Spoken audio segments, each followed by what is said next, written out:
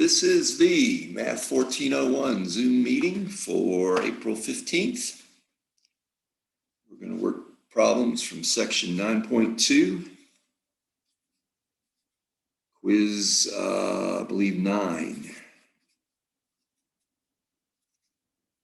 Tomorrow.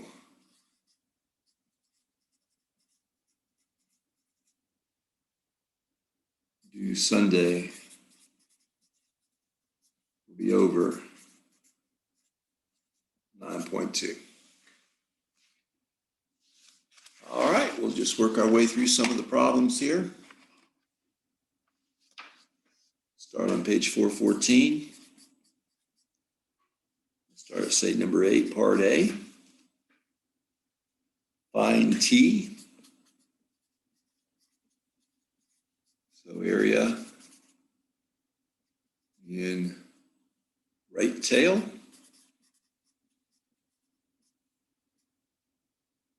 Tail. 0.02 df equals 19 degrees of freedom. Picture this. T value, they'll have 2% to its right. This is my row. This is your column. We'll find row 19. 0.02 column. Be the fourth one over. Down that column. Can't keep it all on one page, unfortunately. Fourth column over, looks like 2.539. 2.539.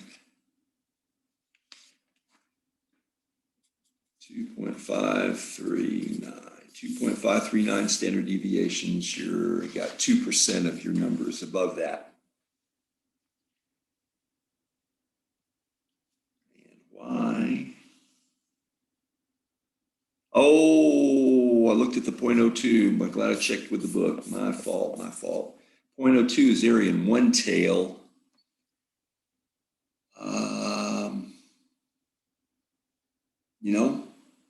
It isn't on the chart. It isn't on the chart. Not on chart. The book does this on occasion. It gives you numbers that just aren't in the chart. All right, B should be. Area in right tail is 0.10. 0.10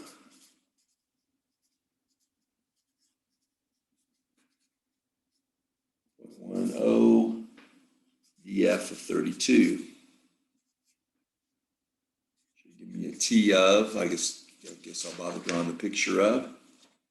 0.10 is area in one tail. df of 32. So first column over. 1.309. Check this with the book. Yep.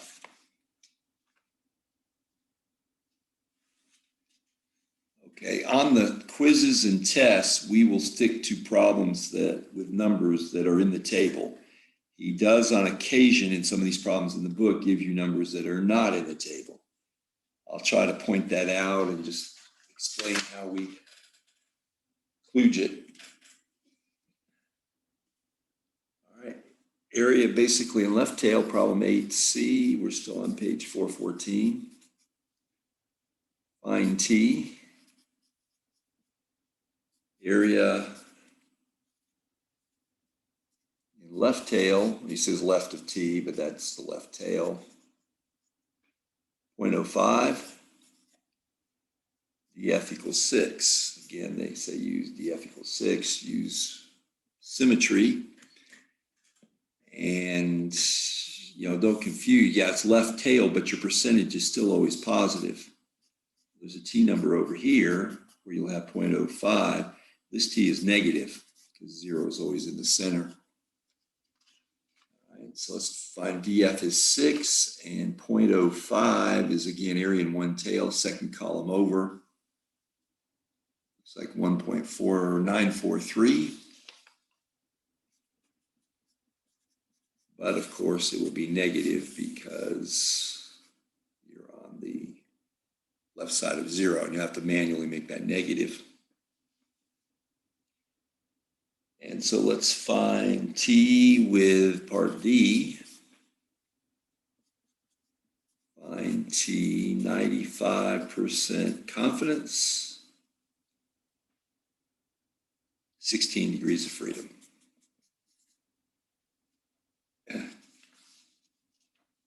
So DF of 16, 95% confidence is up here at the top. That'll be third column over, 2.120.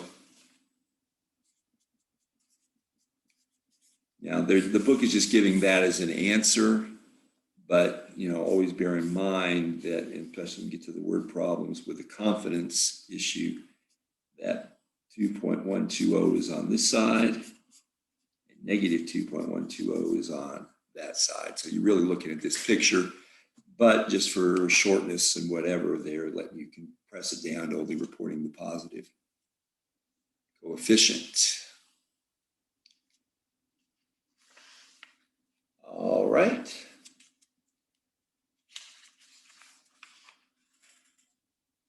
Let's work through some problems here.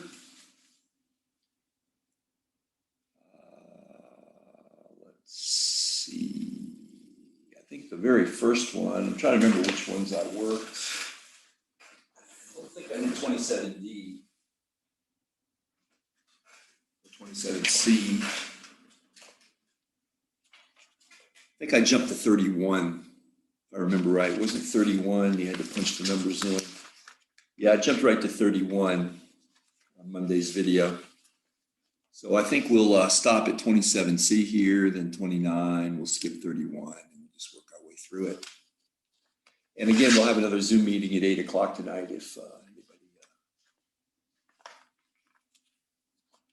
has any other questions. So let's try 27C. I'm skipping around. He just gets into a lot of issues that we really don't want to get into, like explain why this is, explain why a large sample size is needed in part A, explain why I don't really want to get into it. All right, so the important thing, random sample 51. Driver had a positive blood alcohol concentration.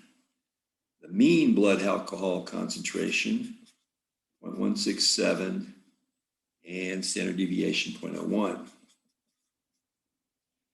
Part C, find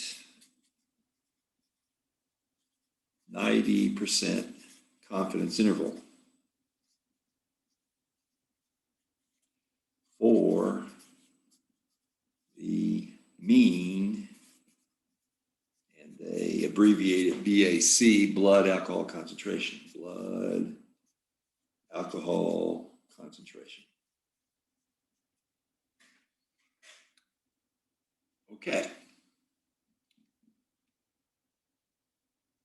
With an N of 51, your degrees of freedom, which is 51 minus 1, which is 50. So they're not going to make us guess what number to use out of the table. So again, sometimes these numbers are not in the table, and you kind of try to spot the closest thing that is. But this one is 50 is there in the table under degrees of freedom. That's your row. And we want 90% confidence. That is your column. You don't really need a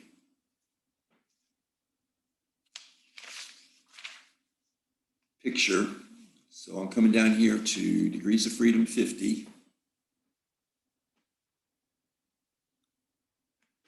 90% is second column over.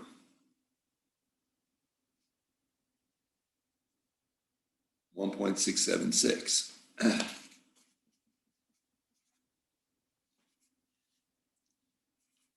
But also on a confidence have negative 1.676. If you want to see the picture of it, the picture shows that. Confidence interval have 90 in the middle between your positive t and your negative t. Now, t here, and this t is your negative 1.676. This t is your positive 1.676. There's your 90% confidence in the middle, and you're between 1.676 standard deviations above the mean to same number below the mean. Now, to actually find that confidence interval,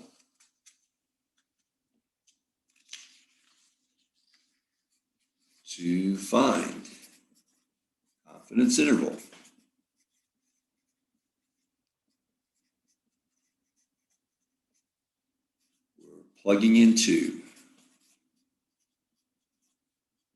x minus mean divided by standard deviation that's corrected for sample size.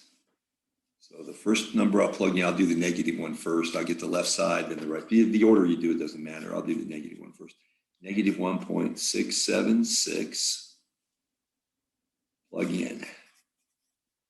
So negative 1.676 equals x minus, the mean was 0.167 divided by 0.01 divided by the square root of 51.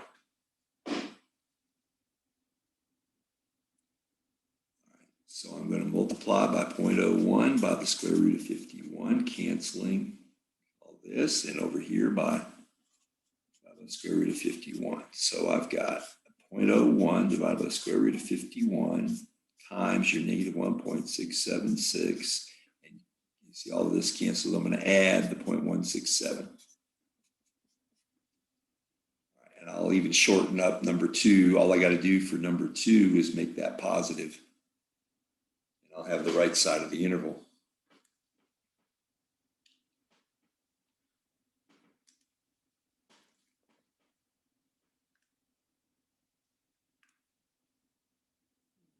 Okay, 0.01 times negative 1.676 divided by the square root of 51,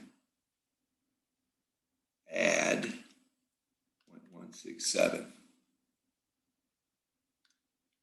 I'm at 0.16, we'll just use 2 places, equals x. This is the left end or low end confidence interval. For number 2, if you want to call this number, well, I did call it number 1 up there. Number 2, I'll have 0.01 over square root of 51. Positive 1.676. Add your 0.167 equals your x. So all I got to do is call it back, second enter, cursor up, over, and delete that negative. See it. Enter. Well, maybe I should take a few, because this is pretty tight. All right, 0.165, 0.169, I guess. We'll use 0.165, and we'll use 0.169. My answer,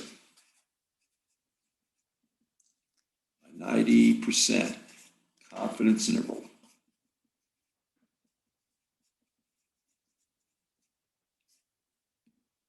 0.165, comma, 0.169. That's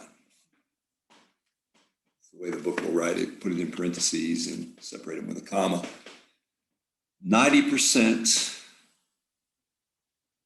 of all samples, possible samples, will have a confidence, will have a mean in this interval, mean blood alcohol concentration in this interval. That's what the interpretation is. So if we interpret, write that down, percent, all possible samples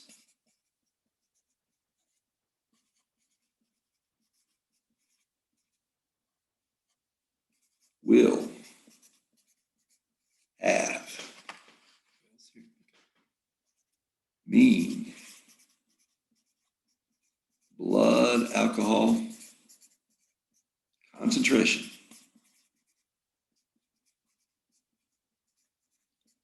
in this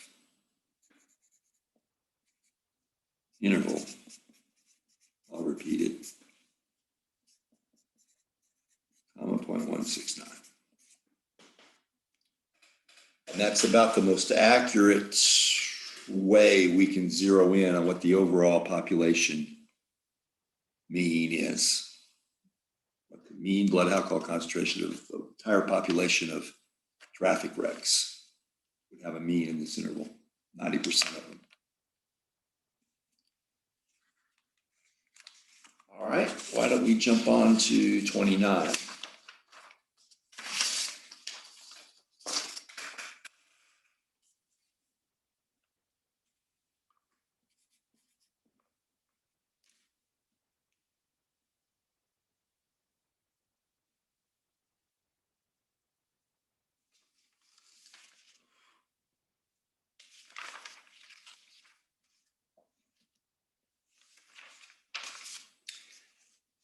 About Tootsie Pops.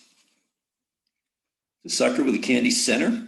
How many licks to the center of a Tootsie Pop? So we have someone decided to try to find out. So yes, 92 volunteers. So that's our N. To count the number of licks required for reaching the chocolate center. Mean 356.1. Standard deviation 185.7. This is off, by the way, page 416. Find a 95% confidence interval.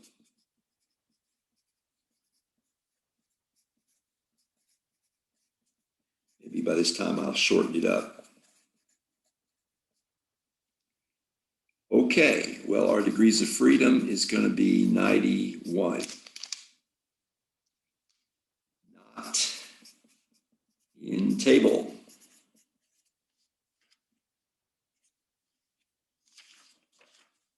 Jumps from 70 to 80 to 90.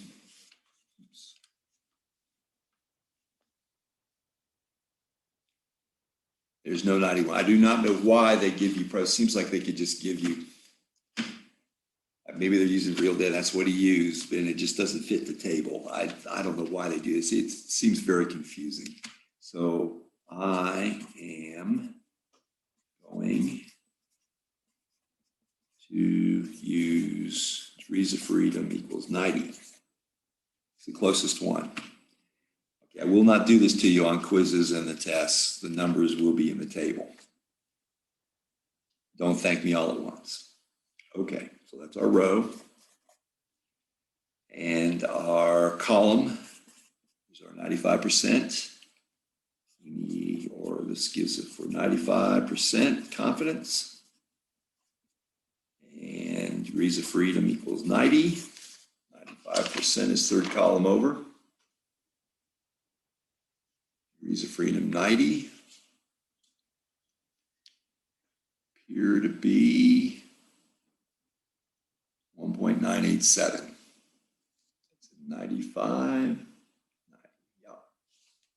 1.987, also negative 1.987.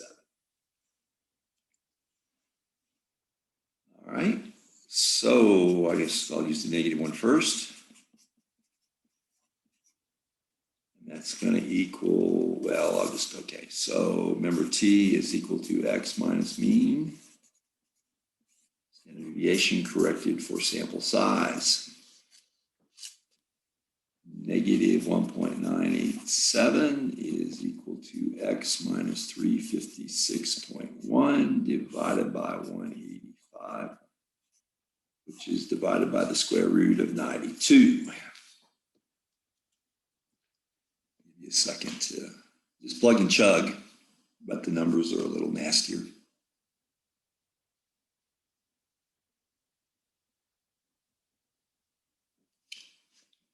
Multiply this side by 185.7 over the square root of 92. Just didn't, in effect, cancel all that. Same thing over here, 185.7 over the square root of 92. I'll rewrite it on the next page.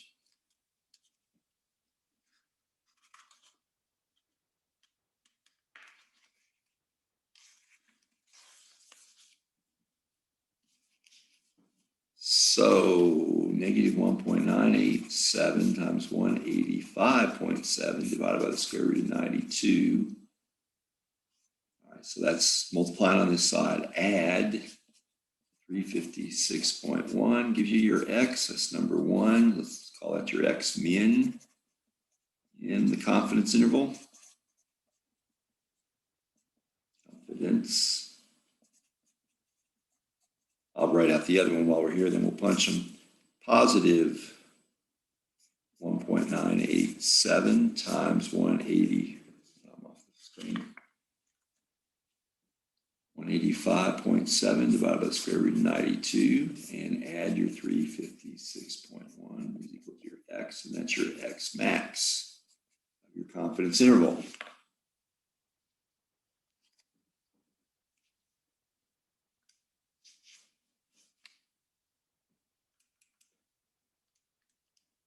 Seven times 185.7 divided by the square root of 92.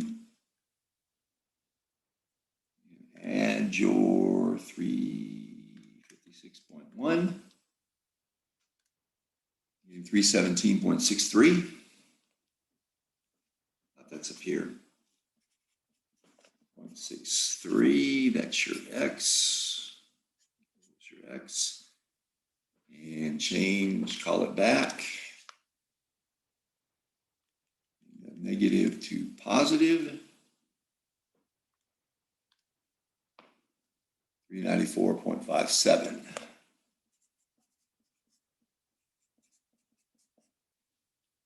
Answer, 95% confidence interval.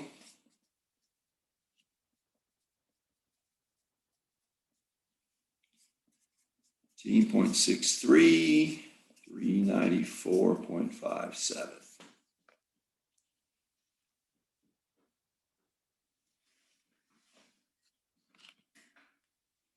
Questions about that?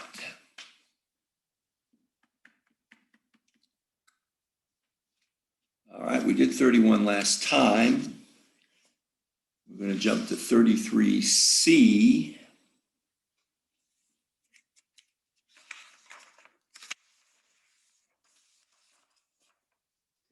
16,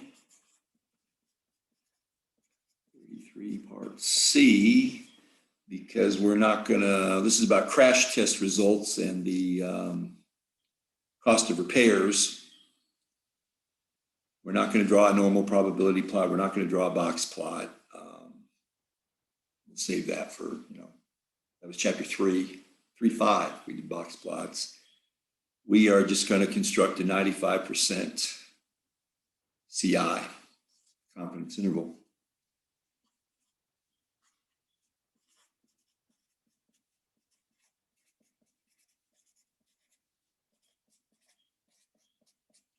Confidence interval, it looks like we have 10 numbers. See, they don't tell you n is 10, you get that by counting the 10 numbers. This is 33, 2, 4, 6, 8, 10. So your n is 10, your degrees of freedom is 9. That'll be in the table. Okay, 95% is in the table. So we got no problems being in the table, but we've got to punch in the data. We must punch in the 10 numbers to find mean and standard deviation.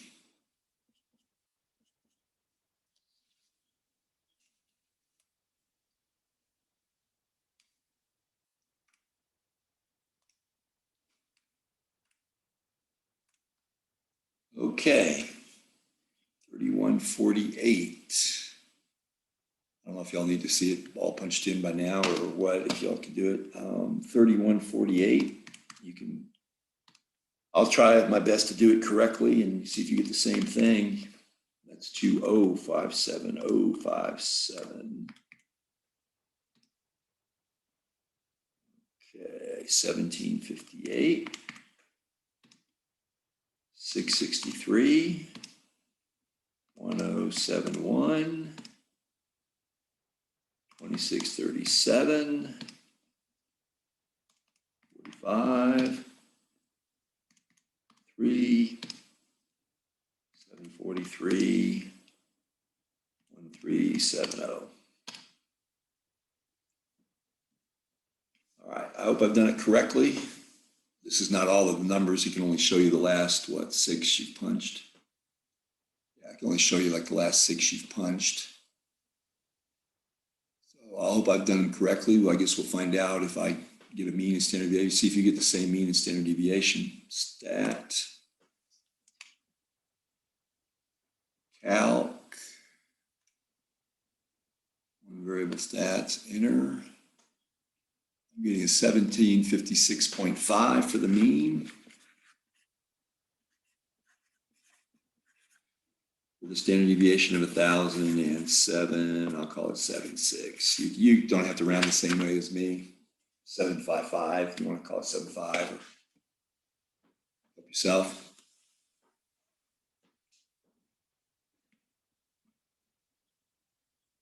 Five, yeah. Okay, well, your T number, this is your row, this is your column. T is going to be 95% third column over with degrees of freedom 9, 2.262.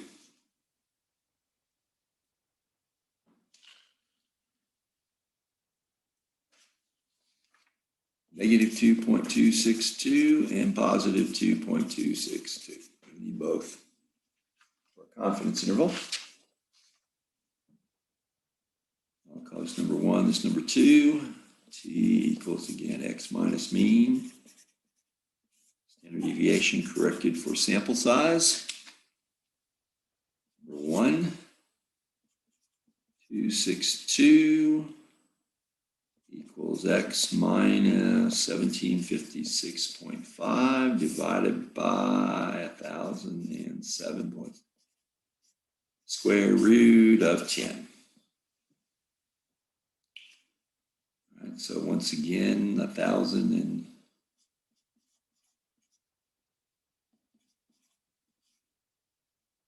over the square root of 10 times your negative 2.262.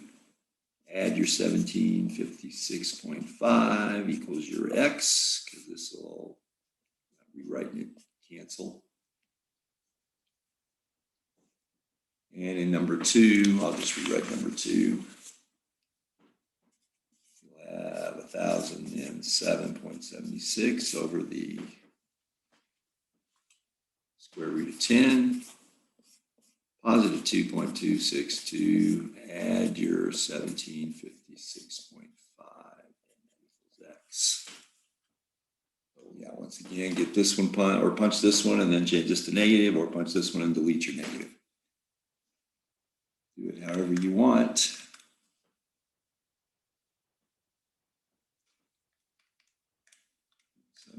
Divide, well, I'll do multiply.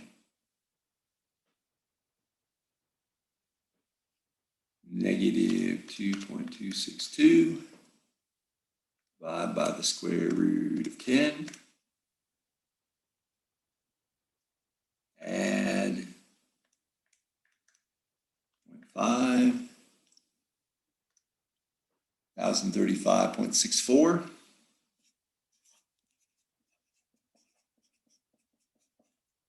And that's number 1. And number, well, maybe I should put it up here.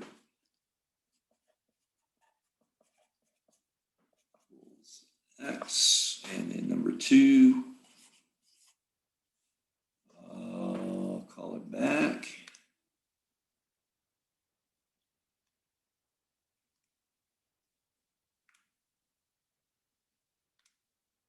2477.36.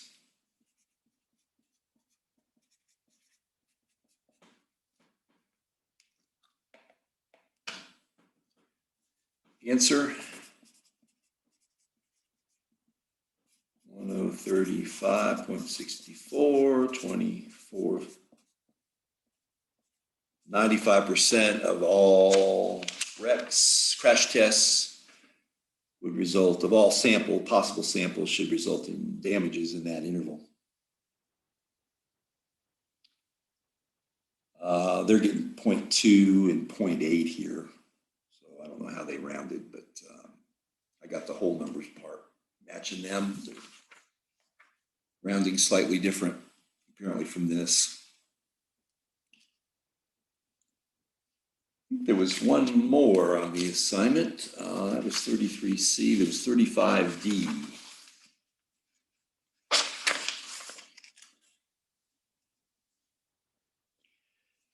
Oh, I don't know. It's 30 minutes. Got to say something to do for tonight's Zoom. Going to be a while to punch all that in. Matter of punching all that data in, getting the mean standard deviation. The N is 40, so the DF is 39, which is in the table. Should be able to get a 95%, but why don't I wait and do that one tonight? And we'll answer anybody's questions tonight as well. So we'll call the meeting for now. It'll take another 15, 20 minutes to punch all that data in. That'll be a good problem to work for tonight's Zoom. So we'll end the meeting and see you tonight at 8 o'clock.